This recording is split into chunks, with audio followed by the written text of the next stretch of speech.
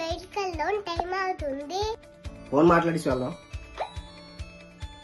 అక్క చెప్పక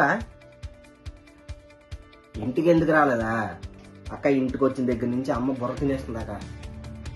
దానికి డబ్బులు లేవు, దీనికి డబ్బులు లేవు, అవి ఇవి అని చెప్పేసి మన దగ్గర డబ్బులు ఎక్కడి నుంచి వస్తాయక?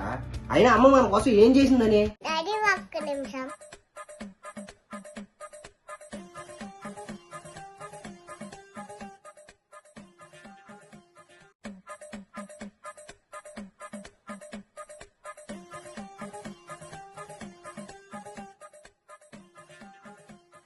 డాడీ ఇందులో పండు తీసుకోండి. డాడీ డాడీ ఈ పండు ఎందుకు తీసుకోలేదు?